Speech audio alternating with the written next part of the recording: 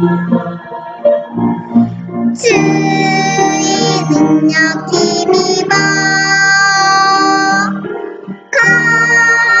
거룩하게 지키리 귀한 축복의 안식 주가 허락하신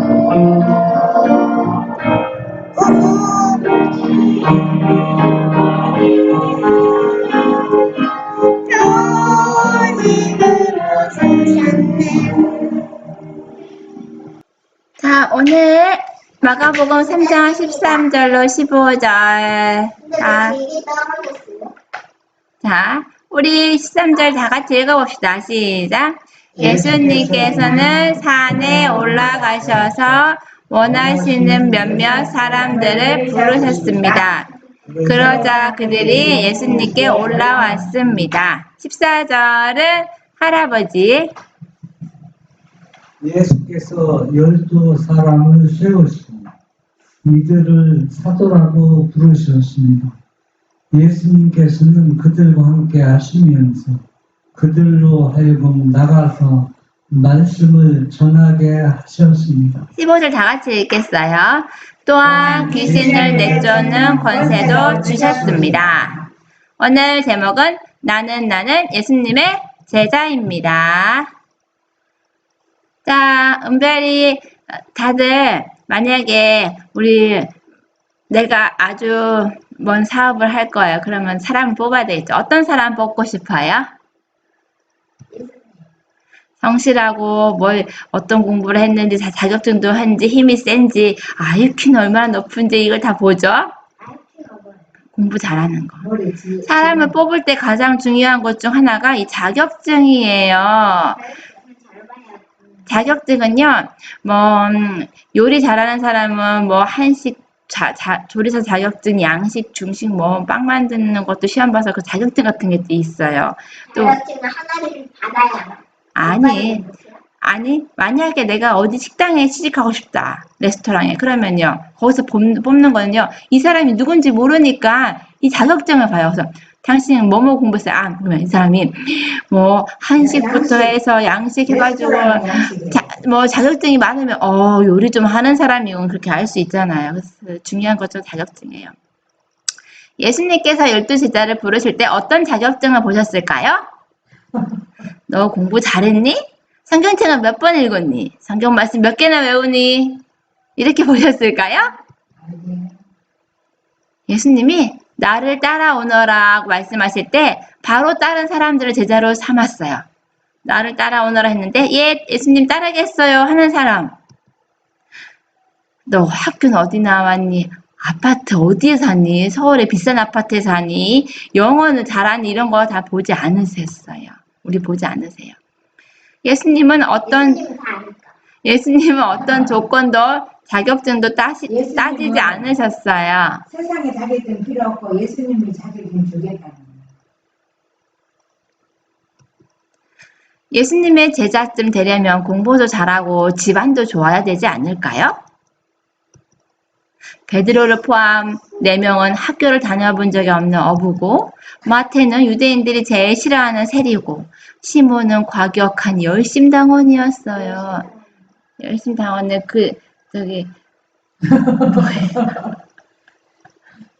열심히 충성하는 그냥 여기 제자들이에요. 여기 예수님 12제자 이렇게 있어요. 마태. 야고보도 있고 안드레 있고 다 보이죠? 자, 여기에 우리 여기 선생님이 오늘 퀴즈는 땡땡만 안 하고 자음을 냈어요. 자음 맞춰보세요.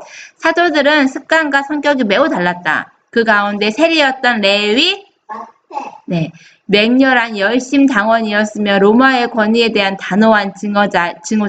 로마 아주 싫어했던 누구요? 도량이 있으나 충동적인 비열한 마음을 가진 유다. 진실하지만 소심하고 겁이 많은 도마. 깨닫기를 더디하고 의심이 많은 네. 그리고 야심 있고 솔직한 세베대의 아들들과 형제들이 있었다. 진짜 12명이야. 다안 나왔어. 다안 나왔어. 이거 누군지 알아요? 우리 제자, 여기 단모섬에 가서 예수님 영광을 보고 완전 사랑이 많던 제자 요한이. 우리랑 편은 언제 만나봤대? 준비해서 갔나 봐요. 이 요한이 있잖아요.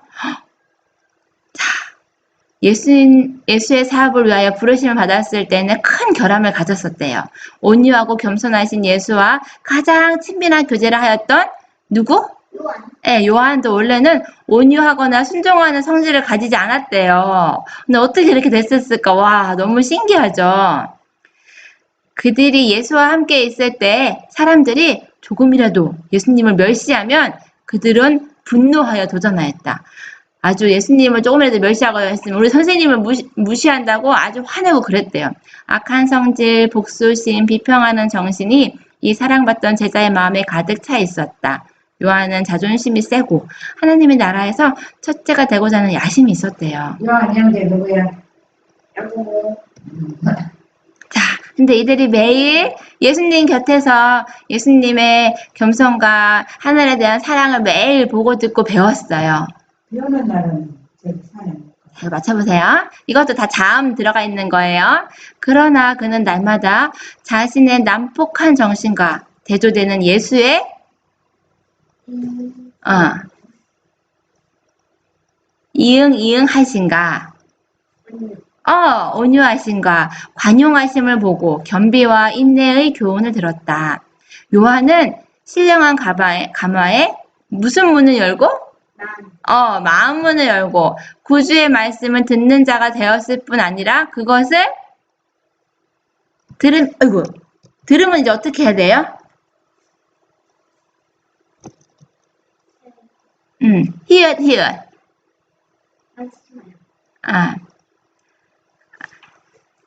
은별이 만약에 엄마가 이것 좀 해줘 하면은 듣고 어떻게 해요? 엄마가 하는 것을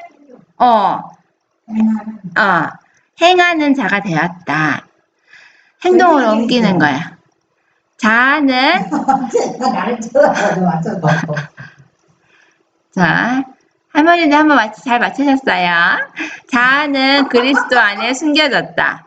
그는 그리스도의 멍에를 메고 그 짐을 짓는 것을 배웠다. 이 제자들이 예수님의 온유하심을 보고 이렇게 듣고 행하는 자가 되었을 때 이렇게 할 수 있었어요. 예수님은 묻지도 따지지도 않고 무조건 예하는 사람을 제자로 삼으셨대요. 하나님 나라와 세상의 나라는 가치가 달라요. 그렇기 때문에 우리도 예수님이 이유를 봐야 되거든. 우리 많이 안 배워도 이유 되는 스타일이죠, 뭐.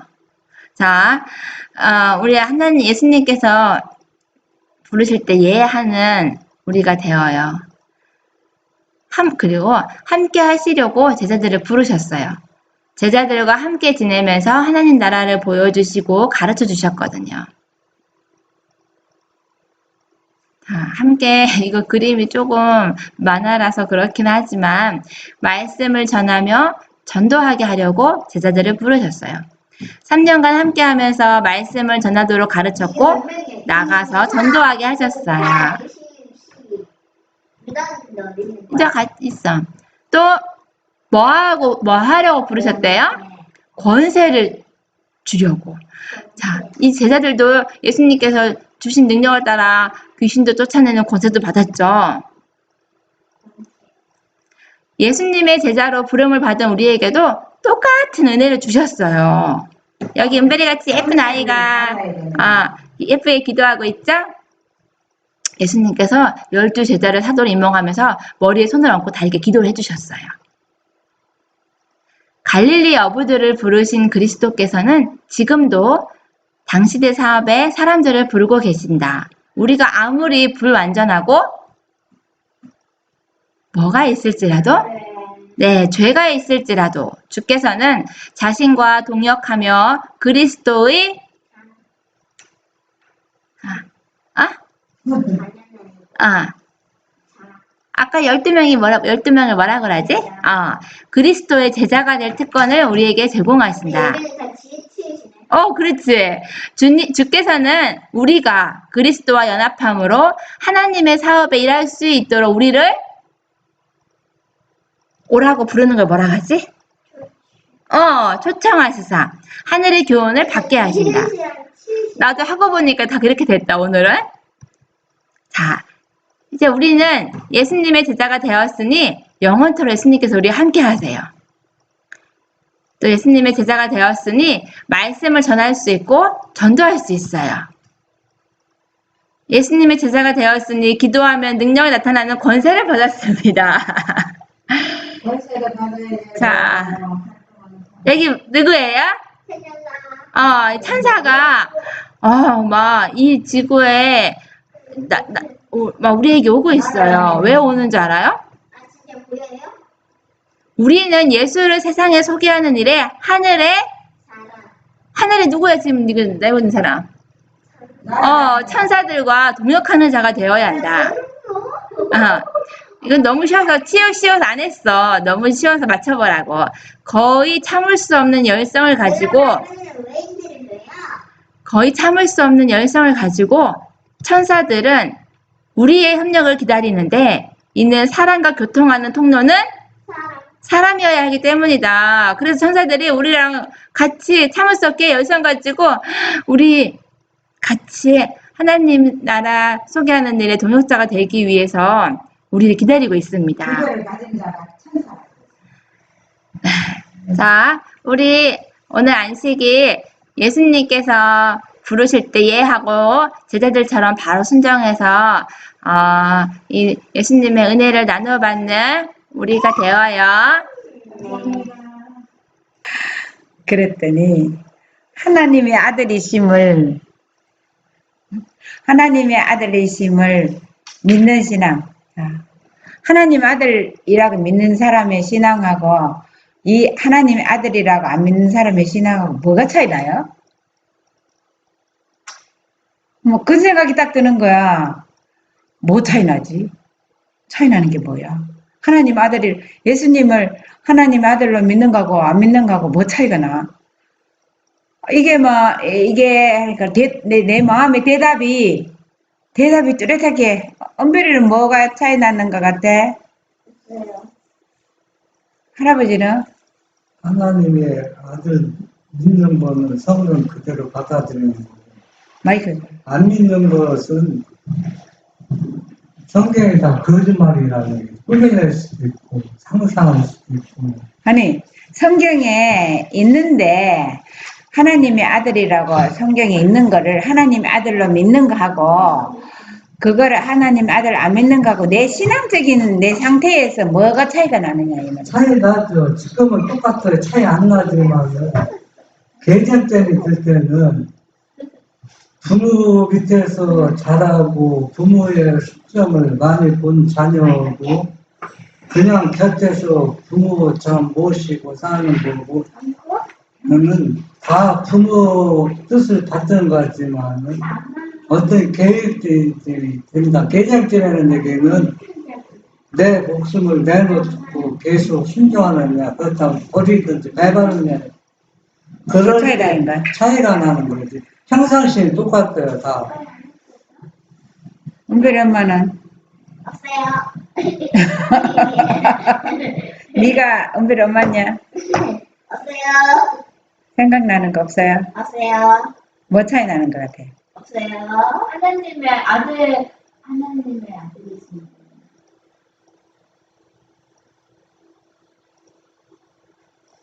근데 나는 이걸 딱 하는데, 예수님이 하나님의 아들인 믿으면 우리도 나도 하나님 아들 되는구나. 이 생각이 딱 들었어. 예수님이 우리 마태형님이라 그랬지. 그러면은 예수님이 하나님 아들인 우리도 하나님 아들 되는데, 그러면 이 세상에 하나님의 아들 자손, 그 아들의 자손, 성령 하나님의 자손, 뭐 자손이 많은 거 아니야? 이런 생각이 드는 거야.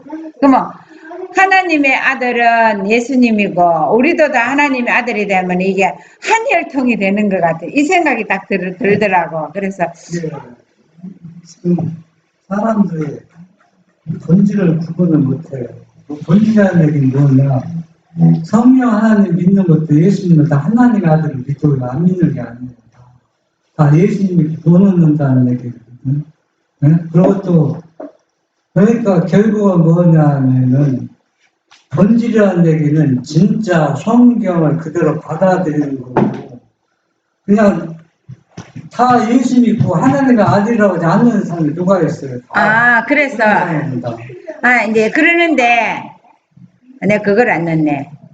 그러니까는 하나님의 아들이 삼일체를 믿으면은 이게 분리가 딱 되는 거 하나님을 아들이 아니라는 하나님 예수 아들 성령 이러지만 하나님의 아들이 아니라는 거를 증명을 딱 해놓고 분리를 딱 해놓고 가지고 있는 그 신앙이 이제 완전히 근본이 다르다는 이 생각이 딱 들더라고. 그래서 하나님의 아들을 사단이 하늘에서 예수님을 하나님 아들 자리에서 분리시키려고 했는데 이 땅에서 실현시킨 것이 삼일식체구나. 하나님의 아들이 아닌 거를 분리를 딱 시켜버렸구나. 그 생각이 딱 드는데 내가 그걸 넣는다는 게 잊어버렸네. 그래서 하나님의 아들을 믿는 신앙이 우리 혈통을 하나님의 계보에 우리도 하나님의 자녀 아들 딸이 되는 자녀의 권세를 준다는 거 이 생각으로 인해서 이 하나님의 아들을 믿는 믿음을 더 많이 이제 우리가 명상하고 내가 왕의 자손이 내가 왕의 아들이고 딸이라 이런 생각 하나님이 진짜 아들 딸이라고 생각 안 하고 그냥 아들이 딸이 될까 말까 돼봐야 구원받아봐야 되고 안 되고 이런 게 아니라 우리가 하나님의 아들 딸이라는 것을 확실히 믿어야 된다는 이 생각이 들었습니다. 자, 하나님의 아들로 고백한 사람이 마태복음 16장 16절에 보면은 시몬 베드로가 대답하여 가로되 주는 그리스도시요 살아계신 하나님의 아들이십니다. 이 땅에 예수님이 왔는데 하나님의 아들로 알아보는 사람들이 예수님을 하나님의 아들로 알아보는 사람들이 너무 없어서요. 그런데 제자들 중에 제일 먼저 하나님의 아들이라고 말한 사람이 누굴까요? 할아버지는?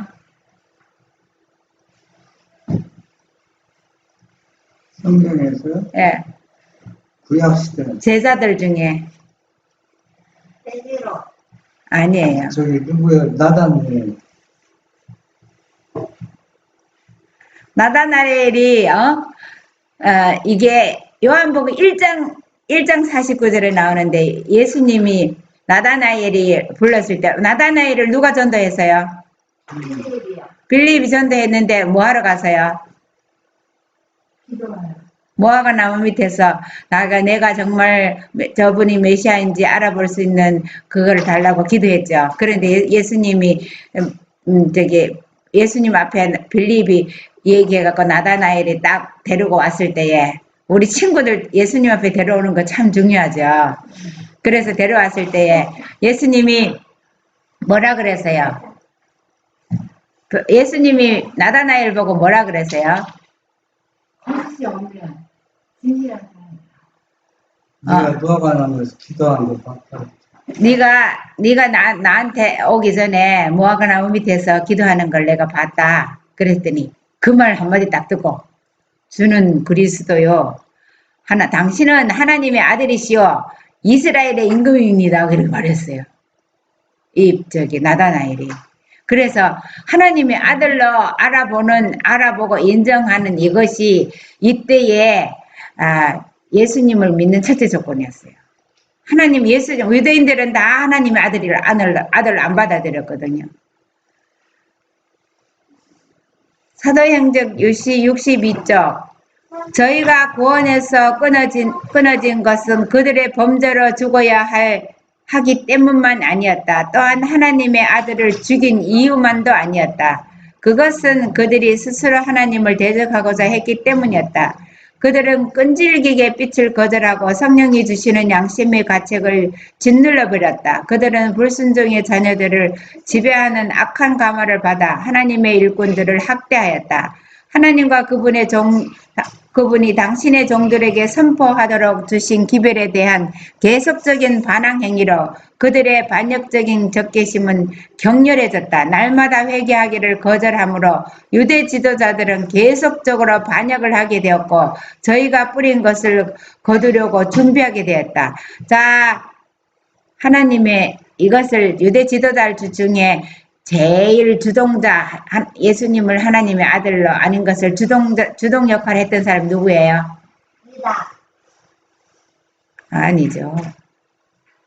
요한, 아니에요. 나가나엘, 베드로, 모르면 가만히 있어요. 니고데모. 사울이었어요. 예? 바울이었어요. 읽어보세요. 읽어보세요.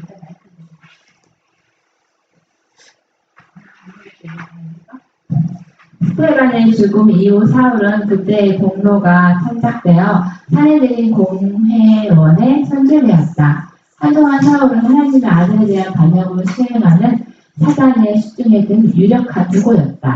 그러나 얼마 있지 아니하여 이 잔인한 박해자는 그가 지금 헐고 있는 교회를 세우는 일에 종사하게 될 것이었다.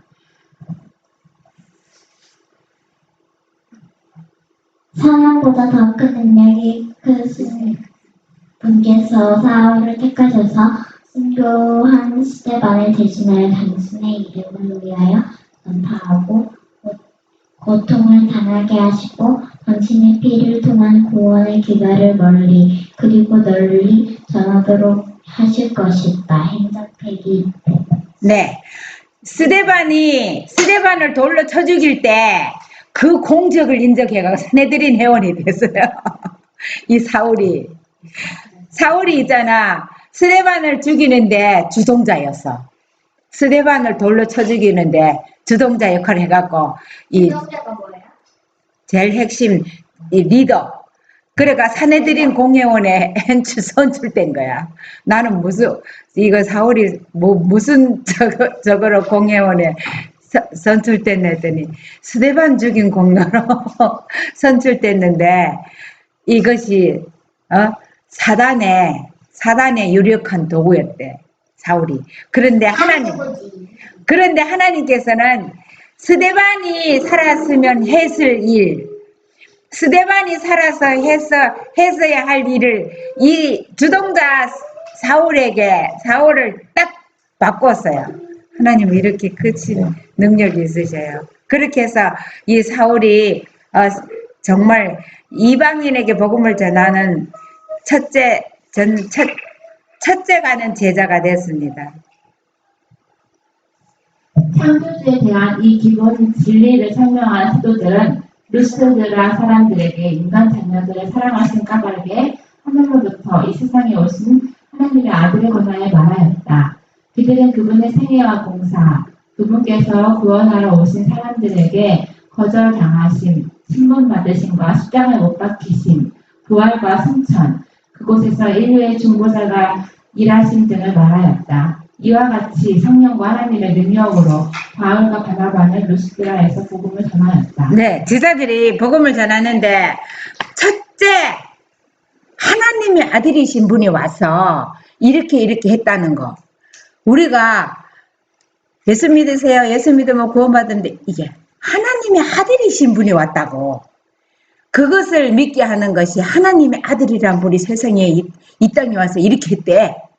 이렇게 이것을 전하는 것이 제자들에게 그렇게 안 해갖고 능력을 못 받나 봐요. 은별이 읽어. 이와 같이 갈라디아인들은 하나님 아버지와 하나님 곧 우리 아버지의 뜻을 따라 이 악한 세대에서 우리를 건지시려고 우리 죄를 위하여 자기 몸을 들이신 주 예수 그리스도에 관한 근본적인 진리를 배웠다. 듣고 믿음으로 그들은 하나님의 성령을 받아 믿음으로 말미암아 그리스도 예수 안에서 하나님의 아들이 되었다. 네, 우리도 하나님의 아들이 돼요. 예, 믿음으로. 우리는 믿음으로 된 아들이고 예수님은 진짜 아들이고 그래서 우리가 다 하나님의 아들이 되는 권세를 줘. 예수님을 하나님의 아들로 믿으면 우리가 예수님을 하나님의 아들로 믿는 게 참 중요해요. 그러나 그의 계심으로 모든 것이 변하였다. 그가 그분의 성도들을 핍박함으로써 핍박하던 그분 곧 나사렛 예수께서 그의 앞에 약속된 메시아로 나타나셨다. 박해자는 그분을 하나님의 아들로 예언을 성취시키려고 이 땅에 오신 분으로 그리고 그의 생애로 성서의 모든 세부적인 약속들을 이루신 분으로 보았다. 네. 228. 네. 사울이 그렇게 스데반 죽이고 나서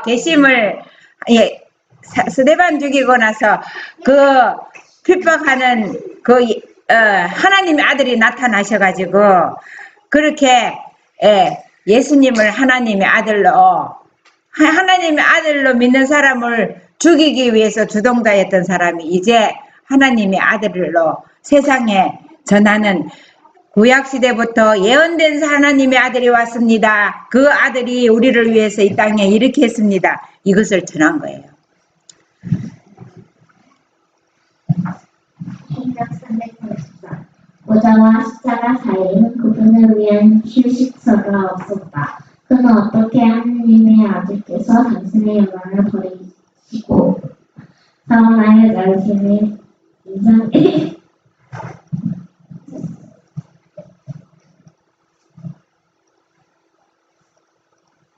그는 어떻게 하나님의 아들께서 당신의 영광을 버리시고 자원하여 자신을 인성의 상태에 복종시키셨는지 그리고 어떻게 타락한 인간을 타락으로부터 희망과 기쁨과 하늘까지 이끌어 올리기 위하여 자신을 낮추사 종이 되시고 죽기까지 그 십자가의 죽기까지 복종하셨는지를 보여주셨다.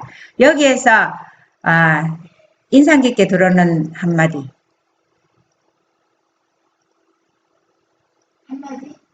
한 문장.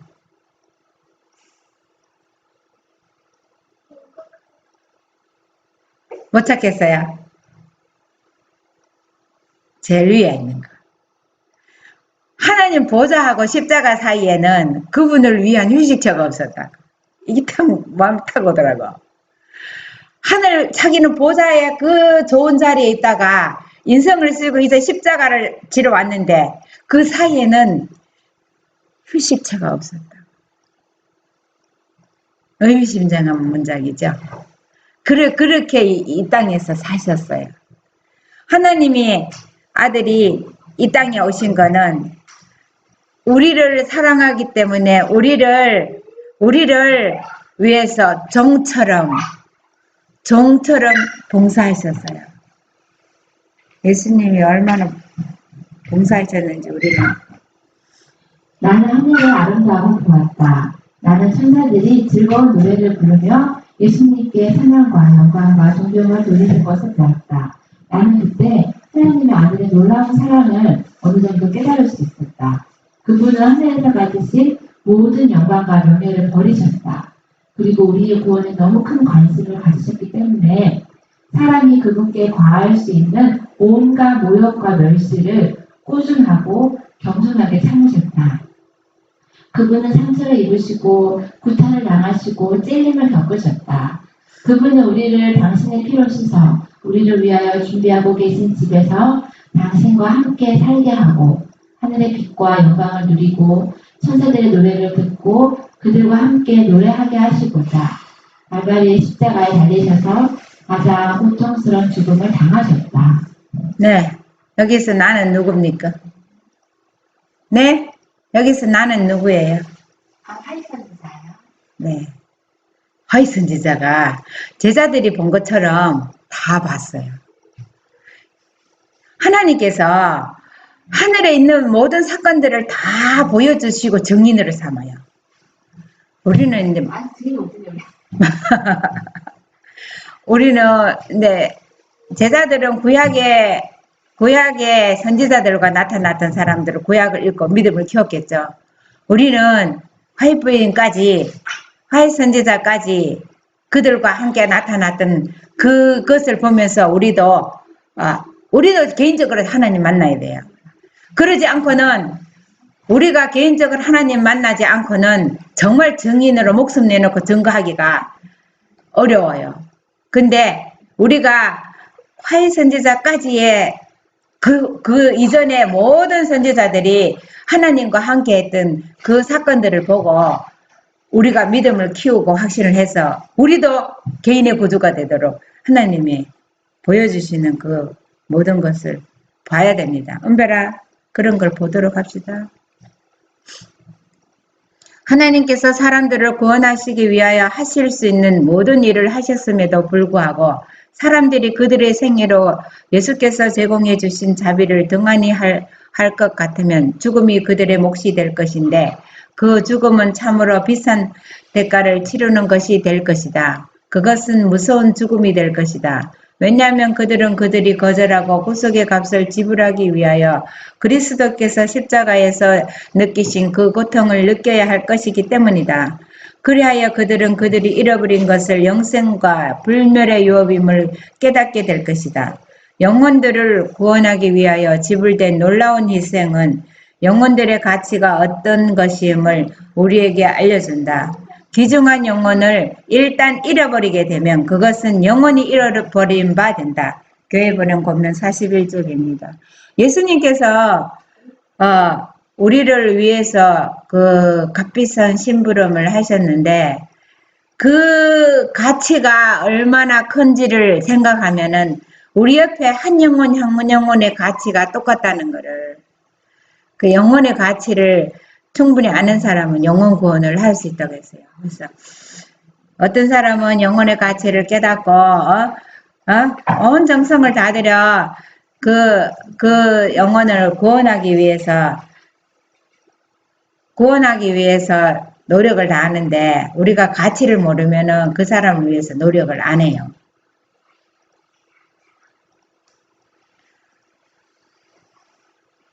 공포에 사로잡히고 강렬한 빛으로 거의 눈이 먼 사울의 동료들은 어떤 음성을 들었으나 아무 사람도 보지 못하였다.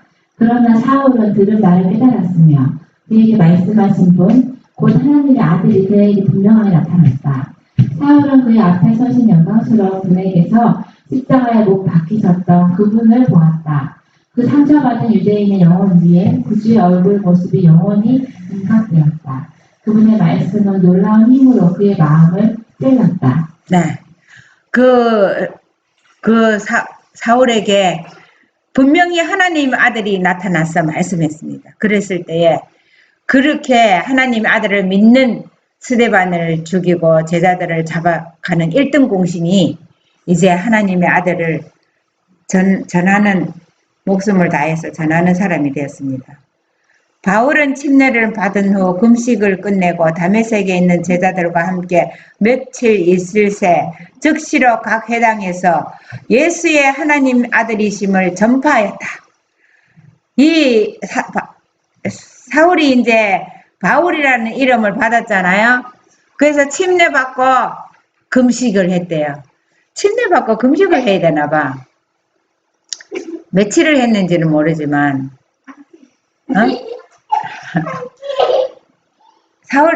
바울이 3일. 예수님은 40일 금식했잖아. 침례받고 나서. 그래서 금식 끝내고 40일이잖아요. 예수님은 40일. 그래서 금식 끝나고 침례를 받으면은 내가 하나님의 자녀가 된다는 침례 예식을 하면 그냥 보통 저걸 안 해서는 안 되는가 봐요. 그냥 하나 예식으로 끝나버리고 와서 그냥 큰 변화가 안 일어나는 것 같아요. 그런 각오를 하고 침례를 받아야 될 것 같아요. 그래서 여기 있네. 성경대로 우리의 죄를 위하여 죽으시고 장사 지내신 바 되었다가 사흘 만에 다시 살아나시고 나시고 후에 12제자와 다른 사람에게 보이신 분이라고 담대히 선언하였다. 그리고 바울은 맨 나중에 만삭되지 못하여 난 자 같은 내게도 보이셨느니라고 부언하였다. 예언을 인용하여 그의 논증은 매우 확정적이었으므로 그의 노력에는 매우 분명한 하나님의 능력이 수반되었다. 그리하여 유대인들은 당황하여 응수할 수가 없었다. 그래서 이 바울이 정말 좀 특별한 사람인가 봐요. 특출한 사람인가 봐요. 자, 은별이 읽어봐. 큰 소리로. 하나님의 경배는 무한하신 하나님의 아들이신 예수님에게 돌려줘야 합니다. 네. 알렉스가 리뷰에 내라도 교회 지남이에요. 사람의 우리가 경배하는 것은 하나님과 아들, 하나님의 아들 예수님께 돌려야 된대요. 우리 경배가. 다 같이 읽어볼까요? 구속의 경륜은 하나님의 아들의 무한하신 희생에 의하여 그 터가 놓여졌다. 그리스도의 십자가에서 비춰오는 복음의 빛은 이기심을 견책하고 관우와 자선을 장려한다. 바치라는 요구가 증가하는 것이 슬픈 사실이 되어서는 안 된다. 하나님께서는 당신의 섭리로 당신의 백성들을 제한된 활동 범위에서 불러내사 보다 큰 사업에 참여하라고 하신다. 도덕적 흑암이 세상을 덮고 있는 때에 무제한의 노력이 요청된다. 교회번호 권명 281점. 우리가 우리의 구속의 경륜의 터가 하나님의 아들의 희생이에요. 하나님의 아들의 희생이 우리를 구원하신 터가 구속의 경륜의 터가 된다고 했습니다. 우리가 그 터 위에 굳게 서서 정말 하늘 자녀로 우리가 딱 될 그날까지 우리 그 터에 굳게 서서 예수님 붙잡고 갑시다.